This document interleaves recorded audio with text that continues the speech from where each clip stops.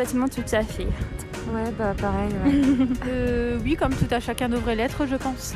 Oui, alors. Et au lycée, j'ai étudié Environmental Sustainability. Ok. Donc, je suis un peu là-dedans. Oui, franchement, je suis sensible à l'environnement. J'ai 19 ans aujourd'hui et je pense que c'est les questions qui sont les plus importantes pour le futur. Donc, c'est quelque chose qui m'intéresse vraiment. Au quotidien, je suis pas très sensible à l'environnement. Moi, j'ai essayé de changer complètement ma manière de vivre, moins consommer, isoler ma maison, arrêter de prendre la voiture, zéro déchet, végétarisme. J'ai quasiment tout fait, j'ai toutes les cases. J'essaie de pas gaspiller. Parce que quand on gaspille, on consomme plus. Et quand on consomme plus, voilà, pour l'environnement, c'est pas terrible. J'essaie de faire en sorte de ne pas utiliser trop d'énergie. C'est-à-dire, si je peux trouver des moyens alternatifs pour me chauffer, tels que mettre plus de couverture et baisser le chauffage, je vais faire ça. Oui, d'abord, j'essaie d'acheter tous mes habits au second hand. Et sinon, je suis végétarienne. Et si c'est possible, j'essaie de voyager en train ou un bus et pas les servir. Pas grand chose. Je recycle mes poubelles et j'essaye de faire attention à mes déchets. Mais après, à grande échelle, non, c'est vrai que j'ai une voiture, donc voilà.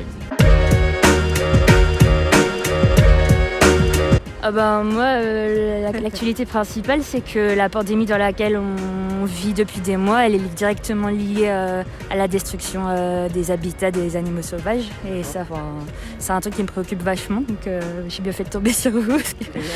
Moi, ce qui ressort le plus, c'est l'aspect anxiogène en fait, dans la façon dont certains médias mainstream relaient l'information au niveau de l'environnement. Ouais. Ça m'a vachement frappé en fait. Le fait que,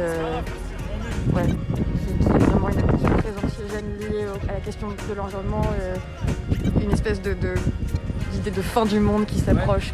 Ces derniers jours, l'actualité en ce qui concerne notamment la protection de l'environnement, on va dire que c'est pas terrible, on est plus pris par d'autres choses, telles que la météo avec le froid, telles que le coronavirus, ce qui est, je pense, un peu triste du sens où la préservation de l'environnement, c'est ce qui va nous durer. Il y a une fille de Suède qui s'appelle Greta Thunberg et elle fait la grève chaque vendredi et je vais participer parfois. Ouais. C'est vrai que c'est compliqué de suivre l'actualité quand on est jeune, dans les études, on n'a pas forcément le temps. Donc c'est vrai qu'il devrait y avoir des plateformes pour plus nous aider à suivre l'actualité pour l'environnement, plein de choses comme ça. J'avoue que je suis pas trop l'actualité environnementale. Après, parfois à la télé et tout ça, mais pas spécialement. Je n'ai pas beaucoup de... Sur les réseaux, je suis pas trop... Pourquoi pas oui. Après, faudrait être aiguillé. Prendre le vélo. Je pense que c'est bien le vélo.